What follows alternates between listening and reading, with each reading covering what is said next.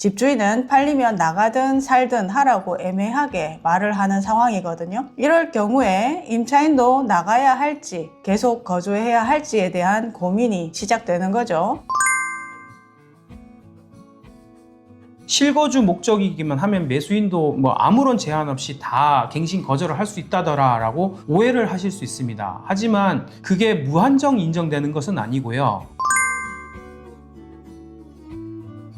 우리는 법 없이 산다라는 정서가 깔려 있지만 법의 테두리 안에서 살아가고 있습니다. 더구나 부동산 거래에 관련해서는 실무적으로 법과 아주 가깝다고 할 수 있죠. 법의 질서 안에서 보호를 받기도 하고 권리를 주장하기도 합니다. 그런데도 우리는 법 앞에 서면 작아지는 나를 발견하곤 하는데요. 그 이유는 실무와 법 사이의 간극이지 않을까 싶습니다. 그래서 오늘은 부동산 전문 변호사님을 모시고 부동산 매매 또는 임대를 하면서 발생하는 법적인 부분이나 문제들에 어떻게 대응해야 할지 실무와 법을 연결해 보는 시간을 가져보려고 합니다.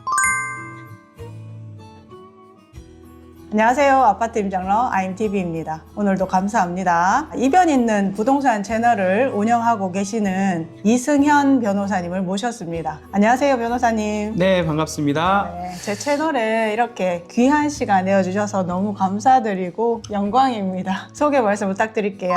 예, 처음 인사드립니다. IMTV 구독자 여러분 반갑습니다. 저는 이변 있는 부동산이라는 채널을 운영하고 있는 부동산 전문 변호사 이승현 변호사라고 합니다. 오히려 제가 초청해 주셔서 너무 감사드린다는 말씀을 드리고요. 오늘 소장님께서 준비하신 내용 간략하게 법률과 관련된 말씀 나누면 참 좋겠다는 생각이 듭니다. 잘 부탁드리겠습니다. 오늘은 23년 아파트 입주량이 최고에 달하는 시기에 임대차 계약을 하고 거주하고 계시는 임차인 분께서 질문을 주셨어요. 그래서 그 사례를 가지고 변호사님께 자문을 구해보는 시간을 갖도록 할게요. 23년 당시 전세보증금이 워낙 낮았기 때문에 특별한 이유가 없다면 현재의 임차인들은 계속 거주하고 싶어 하거든요. 그래서 이 임차인은 계약기간 2년 전세 계약을 했고 계약 종료 6개월을 남기고 집주인이 매도를 한다고 집을 내놓은 상황입니다. 임차인은 계약갱신을 하고 싶은데 집주인은 팔리면 나가든 살든 하라고 애매하게 말을 하는 상황이거든요. 집주인은 매도 자체가 목적이기 때문에 매수가 실거주의 목적일지 아니면 투자의 목적일지에 따라서 달라지는 부분이라 애매할 수밖에 없어요. 네. 이럴 경우에 임차인도 나가야 할지 계속 거주해야 할지에 대한 고민이 시작되는 거죠. 이런 사례는 아파트 매매 과정에서 흔한 상황인데요. 임대인, 임차인, 매수인 모두 법적 기준을 명확하게 알고 있다라면 큰 고민 없이 거래를 할 수 있을 거예요. 첫 번째 질문 드리겠습니다. 이럴 경우에 변호사님, 임차인이 가장 먼저 생각해야 하는 것은 보증금을 지킬 수 있느냐일 텐데 그러기 위해서 알아야 할 사항이 있을 것 같아요. 그 부분 말씀 부탁드릴게요. 네, 우선 그 사안 질문자분의 어떤 사연을 들어보니 이 사례들이 굉장히 빈번한 고민 내용인 것 같습니다. 사실 이게 임대인 입장에서도 집을 일단 우선적으로 팔아야 되는데 내가 지금 직접 들어갈 게 아니라 사는 사람이 지금 어떻게 할지 알 수 없는 상황이기 때문에 말을 애매하게 할 수밖에 없는 것이고, 임차인 입장에서는 임대인이 지금 갈팡질팡하고 있으니 임차인 입장에서도 나는 계속 살고 싶긴 한데 새로 들어온 사람이 보증금 제대로 안 줄 것 같으면 불안하기도 하고 이러지도 못하고 저러지도 못하는 좀 애매한 상황에 처해 있다고 보이는데요. 첫 번째 질문 내용은 결국 임차인 입장에서 보증금 부분 그리고 여러 가지 총체적으로 봤을 때 어떤 부분을 좀 체크하는지 좋을지 이 부분을 질문 주셨습니다. 그래서 소장님께도 말씀하셨다시피 뭐니 해도 임차인 입장에서는 자신의 보증금 회수가 가장 중요한 부분 아닐까 싶습니다. 결국 집이 팔리는 이 국면에서 임차인 입장에서는 지금 기존의 주인이 보증금을 잘 돌려줄 사람인지 아니면 새로 들어온 사람도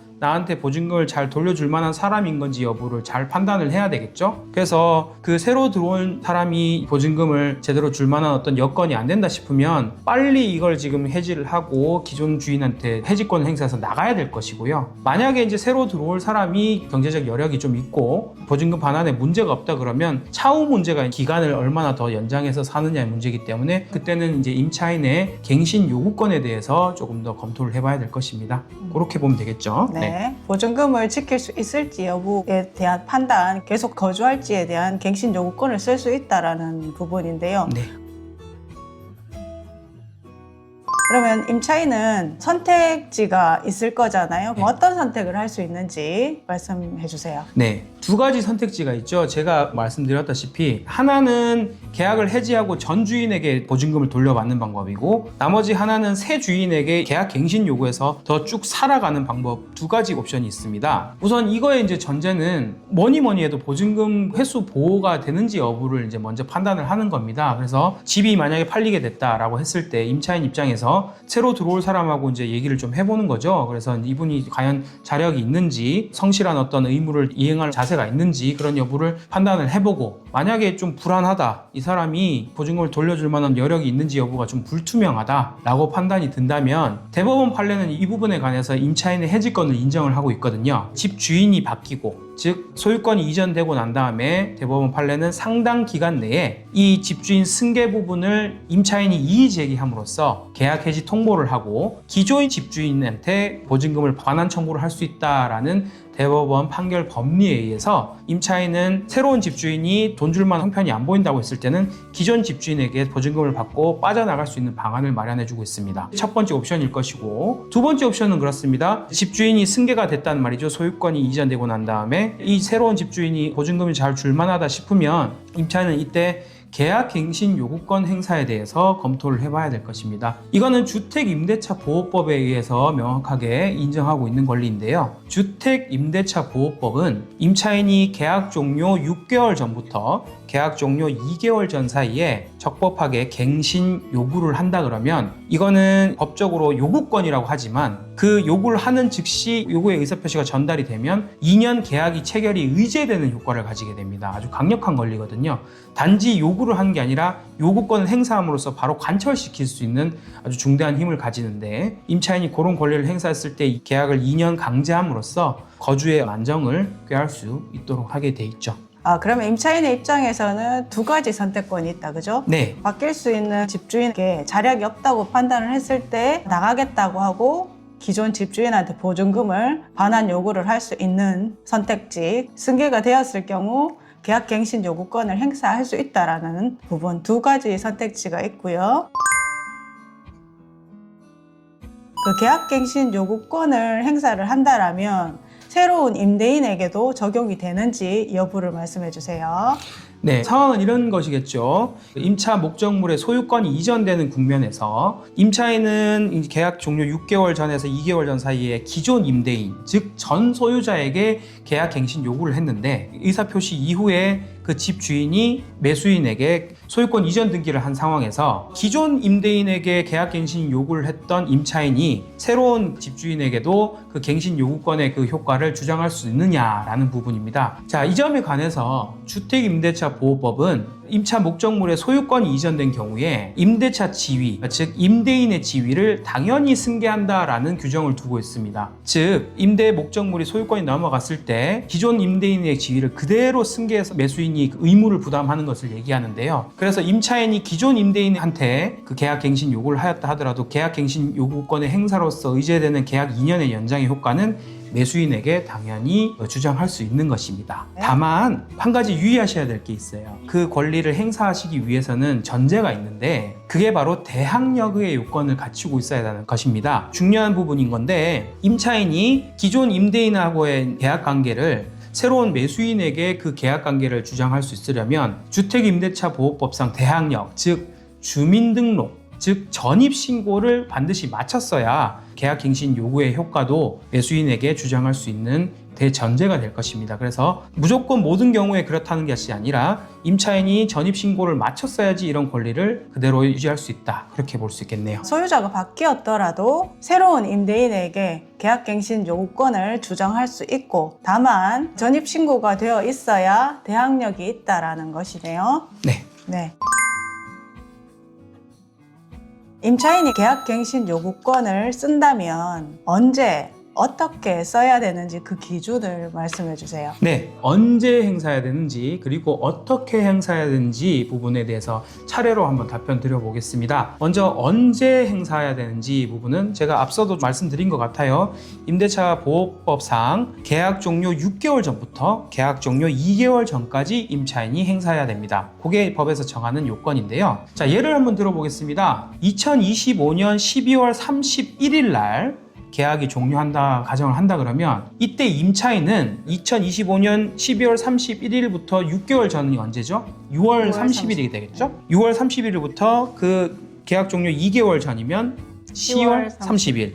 그래서 2025년 6월 30일부터 2025년 10월 31일까지 그 사이의 기간 4개월 동안 계약갱신 요구를 해야 된다. 그렇게 행사 시기를 말씀드릴 수 있고, 이제 두 번째 행사 방법에 대해서 말씀드리면 주택임대차 보호법에서는 갱신 요구권의 행사 방법에 대해서 어떻게 해라 라는 규정이 전혀 없습니다. 자신의 갱신 요구의 의사표시가 임대인에게 도달하기만 하면 되거든요. 송무, 특히나 이제 소송에서 다툼이 됐을 때 일종의 증거를 남기기 위해서는 여러 가지 방법이 있을 수 있습니다. 그래서 내용 증명을 보내는 방법이 가장 확실하다고 할 것이고요. 그리고 또 문자 메시지 전하는 방법 충분히 무방합니다. 그리고 전화 통화로 구두로 이렇게 갱신을 요구합니다라고 해도 그건 얼마든지 무방한데, 방금 말씀드렸다시피 소송에 염두에 두고 이걸 증거에 쓰는 걸 염두에 둔다면 내용 증명을 보내서 내용 증명서가 그 임대인에게 도달됐는지 여부를 반드시 확인하셔야 될 것이고, 만약에 문자 메시지를 보냈다면 그 문자 메시지를 임대인이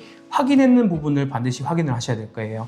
요즘 메시지 보면 1이라는 부분이 이제 없어지면서 확인이 됐다고 이렇게 얘기를 할 수 있는 부분이 있는데, 그런 부분도 잘 챙겨두시는 게 필요하고, 특히 이제 전화상으로 갱신 요구를 하셨을 경우에는 반드시 통화 녹음을 통해서 추후에 녹취록 작성을 통해서 그 증거를 쓸 수 있는 방편을 마련해 두시기를 추천드립니다. 네. 계약갱신 요구권은 시기는 계약 종료 6개월 전부터 네.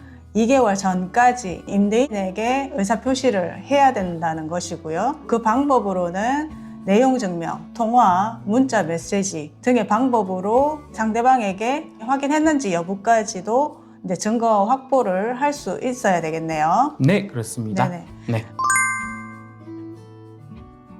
그리고 중개 현장에 여러 매수자들을 많이 만나기는 하거든요. 그래서 투자 목적일 경우에는 승계 조건으로 진행하면 되고요. 네. 매수자가 실거주의 목적이라고 하면 실무에서는 중개사가 매수자의 실거주 의사표현을 전달을 합니다. 전달을 하고 계약을 진행하게 되거든요. 그러면은 이 실거주 의사 통보는 언제 해야지 법적 효력이 있는지 그 부분 말씀해 주세요.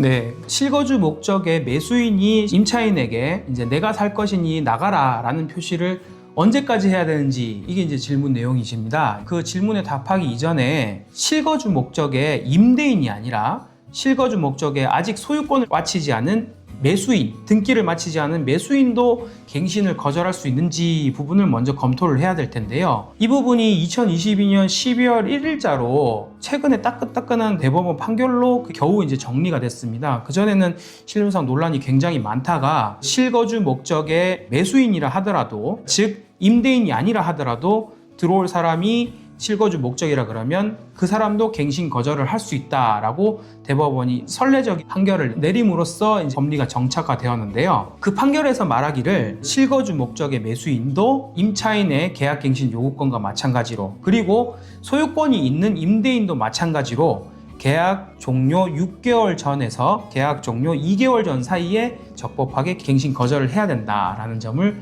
판시하고 있습니다. 기간은 같네요. 네. 6개월 전부터 2개월 전까지. 매매 계약만으로도 소유권이 없는 매수인도 갱신 거절권이 있다라는 것도 알 수 있었네요. 네, 그렇습니다. 아주 네. 중요한 판결이에요. 네. 매수자가 갱신 거절을 하기 위해서 그러면 갖추어야 할 요건이 있을 텐데요. 그 부분에 대해서 말씀해 주세요. 네, 이 부분 좀 매우 의미 있고 아주 중요한 질문이고 좋은 질문인 것 같습니다. 이게 지금 2022년 아까 소개드린 12월 1일자 판결을 통해서 많은 분들이 실거주 목적이기만 하면 매수인도 뭐 아무런 제한 없이 다 갱신 거절을 할 수 있다더라 라고 오해를 하실 수 있습니다. 하지만 그게 무한정 인정되는 것은 아니고요. 그 두 가지 요건이 더 추가적으로 더 인정돼야 됩니다. 하나는 앞서도 말씀드렸다시피 실거주 목적의 매수인이라 하더라도 계약 종료 6개월 전부터 계약 종료 2개월 전 사이에 임차인에게 적법하게 나가라라는 갱신 거절하겠다라는 의사표시를 했었어야 되는 게 요건입니다. 만일 이 요건을 갖추지 못한다 그러면 실거주 목적의 매수인이라 하더라도 임차인의 갱신 요구에 대응을 할 수 없다는 결론에 이르게 되고 결국엔 자기가 살 목적으로 산다 하더라도 못 들어가는 결과에 이르게 된다는 것이거든요. 그리고 이제 두 번째 요건이 있습니다. 이 부분이 좀 중요한 내용이 될 텐데요. 이 부분은 2022년 12월 1일자 판결에서 명확하게 판시는 하지 않았는데 그 판결에 관여하였던 판례 공보관님께서 판례 평석을 하시면서 이런 내용을 언급하신 게 있습니다. 당연한 법리라고 보이는데요. 그 내용은 뭐냐면 지금 실거주 목적 매수인이라 하더라도 그 매수인이 계약 종료 6개월 전 그리고 계약 종료 2개월 전에 소유권을 이전을 받아서 즉 계약 종료 2개월 전까지 소유권 이전 등기를 격려하여서 임대인 지위를 꼭 갖추었어야 된다라는 점이 요건이 돼야 된다라는 부분이죠. 이 부분들을 많이 간과하고 계시는데 이 부분도 반드시 유념하셔서 갱신 거절권 행사 부분을 생각하셔야 될 것 같습니다. 네, 매수자가 갱신 거절을 하기 위해서 두 가지 요건을 갖추어야 한다. 그 계약 기간 종료 6개월 전부터 2개월 전까지 그 기간 지켜주셔야 될 것 같고요. 그리고 통지와 더불어 소유권 이전 등기를 그 기간 안에 완료해야 된다라는 전제가 있네요. 네, 그렇습니다. 네. 그렇게 하셔야 됩니다.